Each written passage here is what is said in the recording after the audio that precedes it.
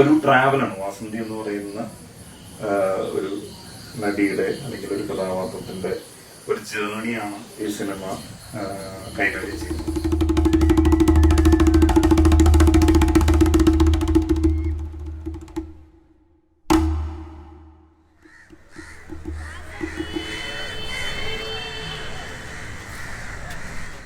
ഈ സിനിമയുടെ ഒരു പ്രത്യേകത എന്ന് പറഞ്ഞു കഴിഞ്ഞാൽ ഇതിലെ കഥാപാത്രം നാടകത്തിലൊരു ക്യാരക്ടറായിട്ടും പിന്നീട് റിയാലിറ്റിയിലും ആ ക്യാരക്ടർ വരുന്നു. അങ്ങനെയാണ് വാസന്തിയുടെ ഒരു യാത്ര എന്ന് പറയുന്നത്. അപ്പൊ നമ്മൾ സിനിമയുടെ തുടക്കം തന്നെ കാണിക്കുന്നത് നാടകത്തിലെ ഒരു നടി, നാടകത്തിലൊരു അഭിനേത്രിയാണ് വാസന്തിയുടെ കഥ പറയുന്നതിലാണ് സിനിമ തുടങ്ങുന്നത്. അപ്പോൾ ആ പോർഷൻ തന്നെയാണ് നമ്മൾ ആദ്യം ഷൂട്ട് ചെയ്തത്. അപ്പൊ അതുകൊണ്ട് തന്നെ അതിനൊരു പ്രോപ്പർ ഒരു റിഹേഴ്സൽ ഒക്കെ ഉണ്ടായിരുന്നു.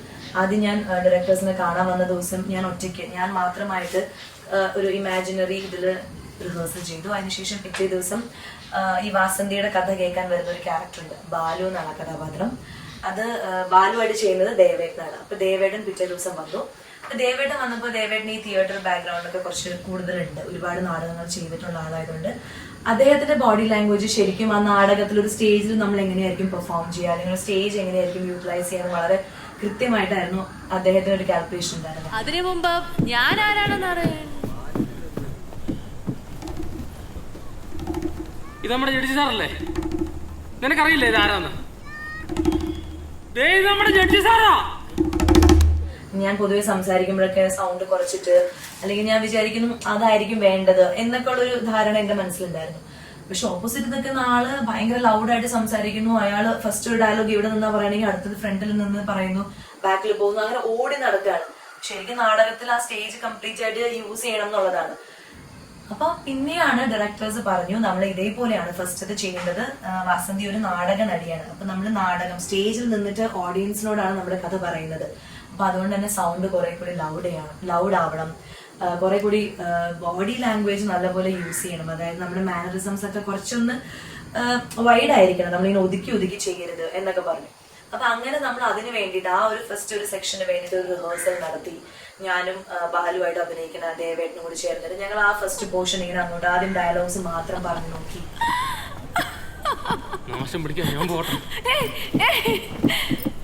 താൻ എന്തിനാണോ ഇങ്ങനെ പേടിക്കുന്നേ? നമ്മൾ ഇയാളെ കൊന്നിട്ടൊന്നുമല്ലല്ലോ. ഞാൻ അങ്ങനെയാണ്, ഞാൻ എന്തെങ്കിലും കേട്ട് കഴിഞ്ഞാൽ ഭയങ്കര ഉറക്കെ ചിരിക്കുന്ന ഒരാളാണ്.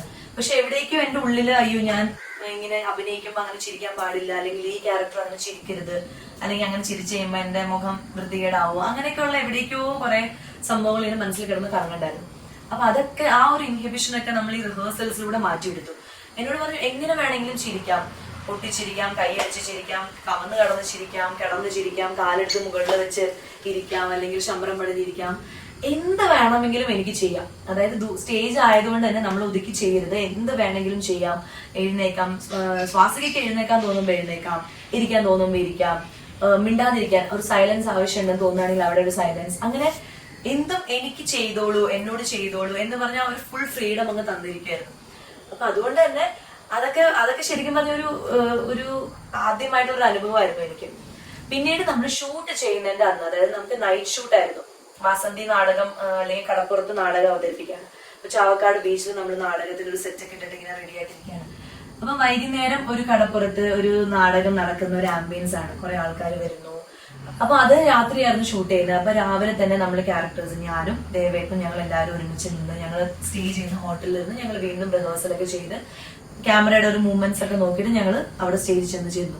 അവിടെ ചെന്നപ്പം ഈ പറഞ്ഞ പോലെ ഒരു പ്രത്യേക ഒരു അന്തരീക്ഷമായിരുന്നു. അവിടെ ഓപ്പൺ ആയിട്ടുള്ള ഒരു ബീച്ച്, അവിടെ നമ്മൾ നാടകം ചെയ്യുന്ന പോലെ തന്നെ മുന്നിൽ കുറെ ആൾക്കാരിയ്ക്കുന്നു. ഞാൻ ആദ്യമായിട്ട് ഇങ്ങനെ ഒരു ഡയലോഗ് പറയാണ്. അതെ, നിങ്ങളൊന്ന് വരുമോ?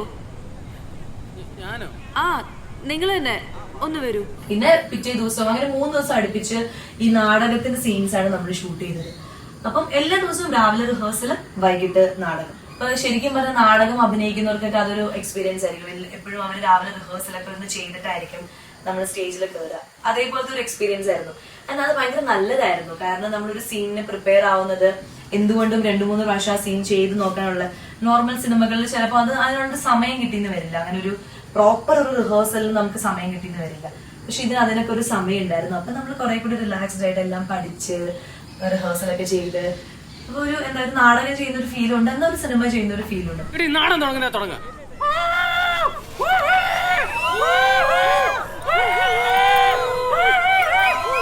അതിനുശേഷമാണ് നാടകത്തിൽ നിന്ന് നമ്മൾ റിയാലിറ്റിയിലേക്ക് മാറുന്നത്.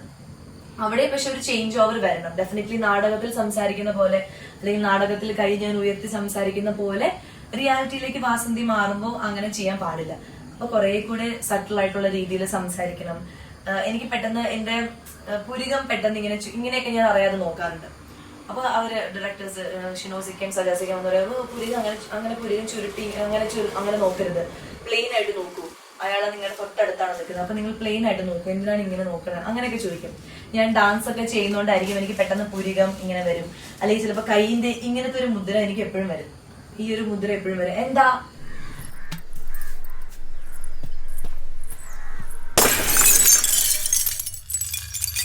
അമ്മയെ വിട്ട് 20 വയസ്സിലൊക്കെ ഒരു പെൺകുട്ടി അമ്മയെ വിട്ട് എങ്ങോട്ടൊന്നില്ലാതെ ഇങ്ങനെ യാത്ര ചെയ്യണം. അപ്പൊ ഒരു ബസ്സിൽ വെച്ചിട്ട് ഒരു അപരിചിതനായിട്ടുള്ള ഒരാളെ കാണുന്നു, രാമൻ എന്ന് പറഞ്ഞൊരു കഥാപാത്രം.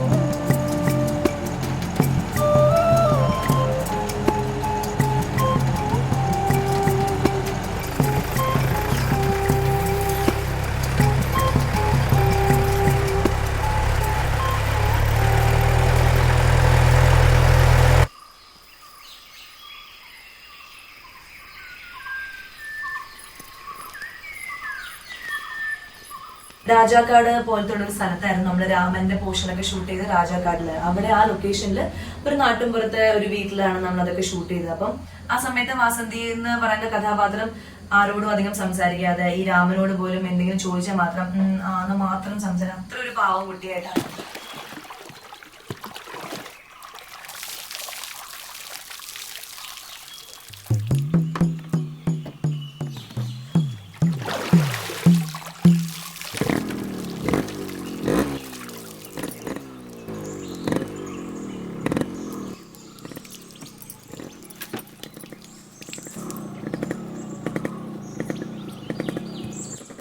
പിന്നെ രാജാക്കടന്ന് നമ്മുടെ കൊച്ചി പോലത്തുള്ള അല്ലെങ്കിൽ അങ്ങനത്തെ കുറച്ചുകൂടി ടൗണിലേക്കുള്ള ഒരു യാത്രയാണ്.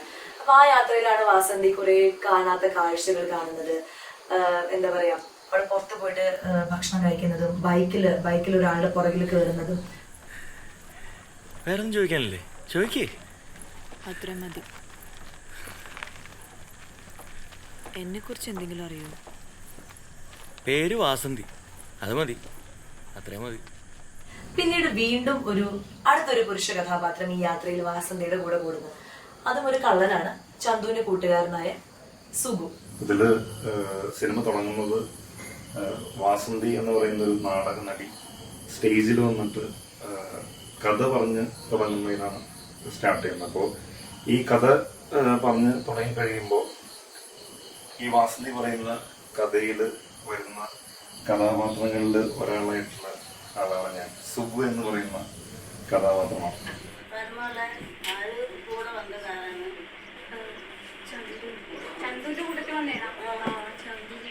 ആദ്യത്തെ 2 ഷെഡ്യൂൾ കഴിഞ്ഞിട്ടാണ് എന്റെ പോർഷൻസ് വരിക.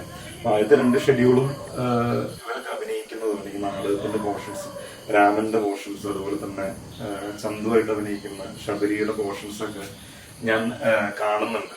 ക്യാമറയുടെ ബാക്കിൽ നിന്ന് ഞാൻ ഇതൊക്കെ വീക്ഷിക്കുന്നുണ്ടായിരുന്നു. എല്ലാവരും തന്നെ വളരെ ഒരു അണ്ടർ ഡോഗ് ആയിട്ടുള്ള അങ്ങനത്തെ ക്യാരക്ടേഴ്സാണ് ഇതിൽ വരുന്നത്. ഇയാളുടെ ഒരു കഥാപാത്രത്തിന്റെ ഷെയ്ഡ് വന്ന ഇയാൾക്ക് TV കണ്ടിരിക്കാനായിട്ട് ഭയങ്കര താല്പര്യം. TV എവിടെയെങ്കിലും ഉണ്ടെങ്കിൽ കഴിഞ്ഞാൽ TV എന്തെങ്കിലും പ്രോഗ്രാം കണ്ട് ഇരിക്കുന്ന ആളാണ്. The Asiatic lion. Power and courage make this animal. കോസ്റ്റ്യൂംസും അല്ലെങ്കിൽ എൻ്റെ ഹെയർ, താടി, ഇതൊക്കെ എൻ്റെ അടുത്ത് പറഞ്ഞിരുന്നത് ഇതൊന്നും ചെയ്യി ഒതുക്കുകയോ അങ്ങനത്തെ കാര്യങ്ങളൊന്നും ഇല്ലാതെ എല്ലാം ഈ പറയുന്ന പോലെ വൃത്തികേട് കണ്ടിട്ട് അല്ലെങ്കിൽ ഉടുക്കുന്ന ഡ്രസ്സും അങ്ങനത്തെ കാര്യങ്ങളൊക്കെ വളരെ റോയായിട്ട് അങ്ങനെ നീറ്റ് അടിയാള് അങ്ങനെ സൗന്ദര്യ സങ്കല്പം അങ്ങനത്തെ കാര്യങ്ങളൊന്നും ഇല്ലാത്തതാണ്.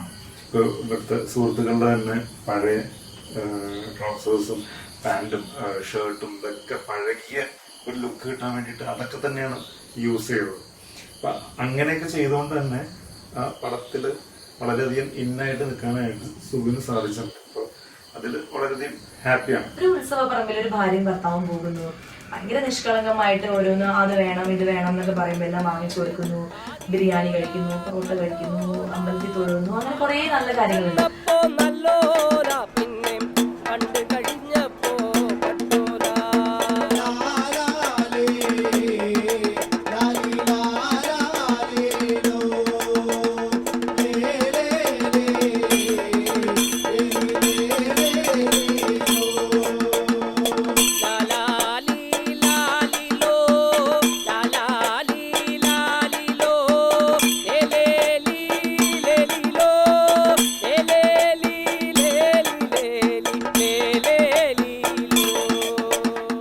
അപ്പം ഈ യാത്രയിൽ ആദ്യം രാമൻ, പിന്നെ ചന്തു, പിന്നെ സുഗു, പിന്നീട് വാസന്തിയുടെ ഒറ്റയ്ക്കുള്ള ഒരു യാത്രയാണ് നമ്മുടെ സിനിമയുടെ ക്ലൈമാക്സിൽ കാണിക്കുന്നത്.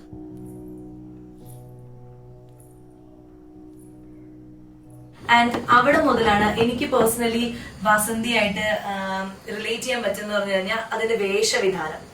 അതിന് മുമ്പുള്ള വാസന്തിയെക്കാളും പിന്നീടുള്ള വാസന്തിയുടെ ഒരു വേഷം എന്ന് പറഞ്ഞു കഴിഞ്ഞാൽ എനിക്ക് ഭയങ്കര കംഫർട്ടബിൾ ആയിട്ടുള്ള, അല്ലെങ്കിൽ ഞാൻ എന്നെ തന്നെ ഭയങ്കര ഇഷ്ടപ്പെടുന്ന ഒരു വേഷമാണ് സാരി, വലിയ കമ്മല്, വലിയ പുട്ട്.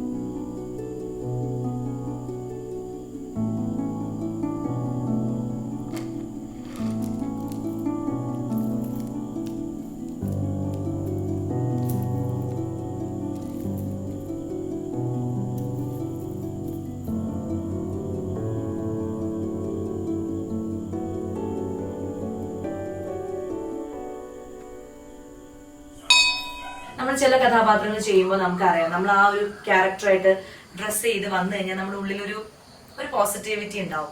ആ എനിക്കിത് ചേരുന്നുണ്ട്, അപ്പൊ ഞാൻ കോൺഫിഡൻസ്, ആ ഒരു കോൺഫിഡൻസ് ലെവൽ നമുക്ക് കൂടും. അത് എനിക്ക് നല്ലപോലെ കിട്ടിയ ഒരു സ്റ്റേജ് ആയിരുന്നു ഈ വാസന്തിയുടെ ഒറ്റയ്ക്കുള്ള യാത്രയിലുള്ള സമയം. അങ്ങനെ ആ ഒരു പോർഷനൊക്കെ നമ്മൾ പാലക്കാട് കൊല്ലംകോട് എന്ന് പറഞ്ഞൊരു അങ്ങനെ ഒരു സ്ഥലത്ത് ഒരു തറവാട് വീട്ടിലാണ് നമ്മൾ അതൊക്കെ ഷൂട്ട് ചെയ്തത്. ആൻഡ് അവിടെ നിന്ന് മുതലുള്ളത് ഈ സ്ക്രിപ്റ്റ് അല്ലെങ്കിൽ ഈ സിനിമ കാണുമ്പോൾ നിങ്ങൾക്ക് മനസ്സിലാവും വേറൊരു കളർ ടോൺ അല്ലെങ്കിൽ വേറൊരു രീതിയിലുള്ള ഒരു വാസന്തിയാണ് പിന്നീട് നമ്മൾ കാണുന്നത്. അത് ശരിക്കും വളരെ ഭംഗിയായിട്ട് ഡയറക്ടേഴ്സ് അത് അവതരിപ്പിച്ചിട്ടുണ്ട്, സ്ക്രിപ്റ്റിലാണെങ്കിലും അതിന്റെ വിഷ്വൽസിലാണെങ്കിലും. ആൻഡ് ഞാനത് ഒത്തിരി എൻജോയ് ചെയ്തൊരു പോർഷനാണ് ഈ വാസന്തിയുടെ ഒറ്റയ്ക്കുള്ള ഒരു ജേർണി എന്ന് പറയുന്നത്.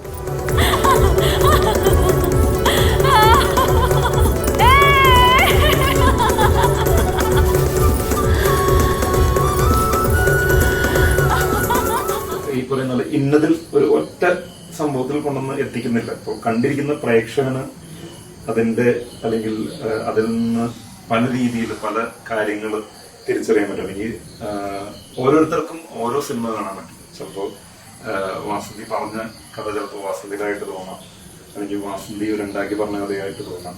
അപ്പൊ പല പല ഭാവങ്ങളുള്ള സിനിമയായിട്ടാണ് എനിക്ക് വാസന്തി ഫീൽ ചെയ്തത്.